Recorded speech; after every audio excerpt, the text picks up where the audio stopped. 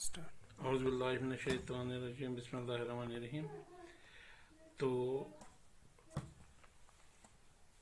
पहले हमने डुबनियर और न्यूलैंड का लॉ पढ़ा पीरियडिक टेबल के बारे में। उसके बाद आया लोथरमेयर 1869 में, 1869 में जर्मन केमिस्ट था वो। उसने भी पीरियडिक टेबल को एक्सप्लेन किया, लेकिन on the basis of graph. He plotted a graph between atomic volume versus atomic weight. मगर बच्चों ये भी ध्यान रखना आपकी, इसने भी atomic weight के बारे में ही बोला of elements and observed that elements with similar properties occupied similar position of the curve. उसने क्या किया, atomic volume versus atomic weight लिया। मिसाल के तौर पर अगर ऊपर के जो नोड्स हैं लिथियम, सोडियम और पोटेशियम, दूसरा क्लोरीन इस वाले में, इसमें लिया ब्रोमीन, इसमें लिया आयोडीन, फिर लिया कैल्शियम, सीरियम और बेरिलियम। तो उसने हमें समझाया पीरियडिक टेबल, लेकिन ग्राफिक रिप्रेजेंटेशन। मगर ये बात ध्यान में रखना कि उसकी भी थीसिस थी वो on the basis of atomic weight थी। उसके बाद मोस्ट इम्पॉर्टेंट, जिसका बहुत ज़्यादा कंट्रीब्यूशन है पीरियडिक टेबल में, मेंडलीव आया। तो उसने क्या दिया, Mendeleev was periodic table. Russian scientist था 1869 में। उसने क्या कहा, टोटल उस टाइम 63 एलिमेंट्स हुए थे डिस्कवर। उसने कार्ड सिस्टम इस्तेमाल किया। He used card system and write each properties on card physically and chemically. उसने physical properties, chemical properties एक कार्डों पर लिखा और सारे एलिमेंट्स का नाम लिखा, और जिन जिन की प्रॉपर्टी एक जैसी थी उनको एक एक साइड में रखा। He used idea of increasing atomic weight, लेकिन उसने भी on the basis of atomic weight दिया। The physical and chemical properties of elements are a periodic function of their atomic weight. He also used periodicity.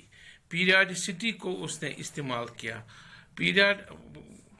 उसने क्या किया, Mendeleev ने first group में 2 रोज रखे, ए बी, सेकंड में A B, third में ऐसे ऐसे छठे तक।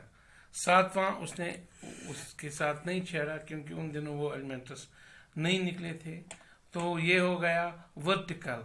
हॉरिजॉन्टल में उसने कहा जो वर्टिकल लाइन्स थी उसको उसने ग्रुप्स कहा, जो हॉरिजॉन्टल थी उसको पीरियड्स कहा। तो 8 वर्टिकल कॉलम्स लिए थे और 17 हॉरिजॉन्टल रोज लिए थे। 7 हॉरिजॉन्टल रोज लिए थे, 8 वर्टिकल कॉलम्स और 7 horizontal rose. Let us write metals to non-metals. उसके कुछ अहम पॉइंट्स थे। All 63 elements were arranged on the basis of increasing atomic mass. पहला पॉइंट। दूसरा, पीरियडिक प्रॉपर्टीज डायरेक्टली प्रोपोर्शनल थे एटॉमिक वेट के। तो तीसरा उसका जो अहम पॉइंट था, गैप्स फॉर अनडिस्कवर्ड एलिमेंट, जो मेंडलीव का बहुत से अहम पॉइंट था कि उसने अनडिस्कवर्ड एलिमेंट को जगह रखी थी। लेकिन बाद में ही predicted properties of undiscovered elements. उसने पहले एल्युमिनियम के नीचे रखा था एक गैप, उसको उसने लिखा था इक्का एल्युमिनियम। सिलिकॉन के नीचे रखा था उसने लिखा इक्का सिलिकॉन। लेकिन जब वो डिस्कवर हुई तो इक्का एल्युमिनियम जो है वो वहाँ पर गैलियम निकला, और गैलियम और एल्युमिनियम की प्रॉपर्टी एक दूसरे के साथ मिलती जुलती थी।